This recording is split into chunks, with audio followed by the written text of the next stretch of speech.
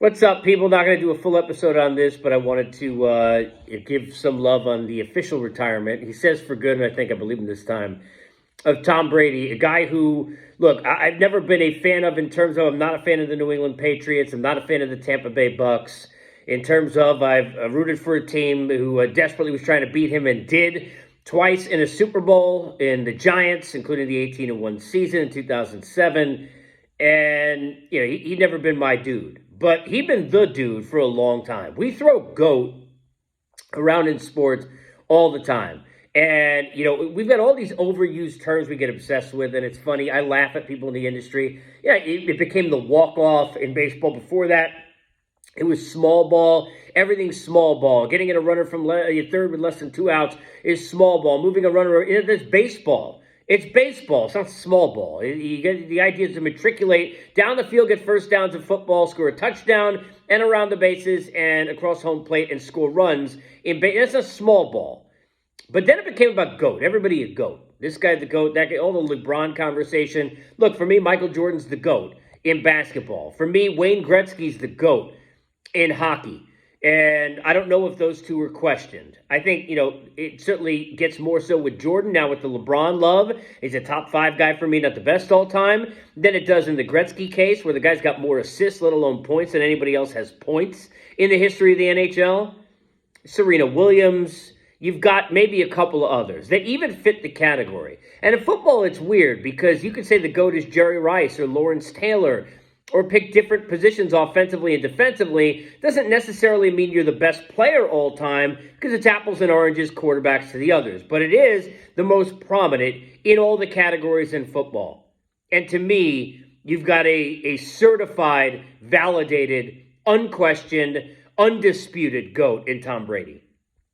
Joe Montana, when I was younger, was that guy for me.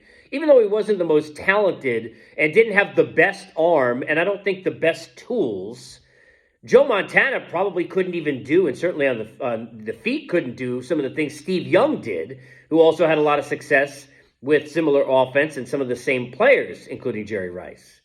But Joe Montana was the guy between the years. Joe Montana was the general. Joe Montana was that dude making those throws, getting on that drive, who you wanted in those big spots. As they say in A Few Good Men, you want me on that wall, you need me on that wall. That's the guy you wanted on that wall. But Tom Brady has far surpassed and taken over the entire wall. The 7 Super Bowls, think of how many he's been to, let alone the ones that he won. The amount of yards he put up, the touchdowns, the guys he made better. To me, and this is nothing against Montana, but Montana had Jerry Rice and John Taylor. Troy Aikman had Michael Irvin, right? And I know Alvin Harper didn't do as well, speaking of the Bucks, when he went on his own, but certainly was a really good number 2 there, and those are just 2 examples, right? Brett Favre, you can go from the Donald Drivers to the Jennings to several others in between and afterwards, right? Go back to Sterling Sharp at the beginning of his career. Aaron Rodgers had several as well, right? Peyton Manning had Marvin Harrison. Dan Marino had Super Duper, right? And Mark Clayton. You can go to Art Monk and Gary Clark with the Redskins. You can go on forever. But Deion Branch, what was he going to be without Tom Brady? What was Wes Welker when the Dolphins pretty much released him before he was a Patriot? What was David Patton, who the Giants did release before he was a Patriot? What dynamic running backs did he have? There were 1 or 2. But what about the Ben Jarvis's, Green Ellis's, and the Maronis and some others who seem to have great seasons under that offense because what? Not Charlie Weiss, McDaniel, or whoever it might have been, but because it's Tom Brady, and that's the dude you were afraid of. Now, Barry Sanders or Emmitt Smith or Walter Payton, he didn't have Roger Craig. Didn't have those guys. Didn't have Edgerrin James.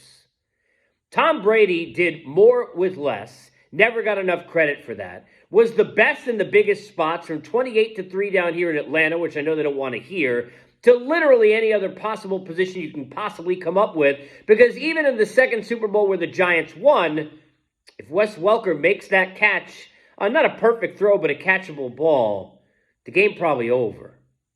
If Gronkowski plays in that game, I'm a Giant fan. They might not win. You might not have a situation where you've got, 53 who was, spending time on the grocery line, then all the way downfield making an interception that changed part of that Super Bowl. Tom Brady is a stud. He is the GOAT. He is the greatest quarterback in the history of the NFL. And people got obsessed with the Deflategate. Does anybody think that is... You can get on Belichick. You can get on all the different things you want with the Patriots coaching staff. Do you really think Tom Brady needed that? Really? Everybody got on Giselle. Why? Because, in the relationship, and I don't give a crap about any of that stuff, but everybody gets all in up in that. Why? Because they're jealous? Because Tom Brady had a gorgeous wife and you wish that you did? What? I don't even get it. Like, you didn't like Tom Brady because he was charismatic? Because he was, a guy who had Giselle, a guy who had all the things he had beyond being the best quarterback ever? Because he was seemingly brilliant? In addition to talented? I saw Tom Brady play at Michigan when he was trying to fight for time with, not-so-Yankee legend Drew Henson. And throwing a tight end Jeremy Tooman with Charles Woodson on the other side of the field as a Heisman Trophy winner. Tom Brady, thank you Mo Lewis and Drew Bledsoe, became a guy who had a remarkable season to get there the first time and a career that will be unmatched and untouched far after he's gone. He is, in a place where it's overused, the GOAT. The greatest to ever do it. Congratulations on a great career.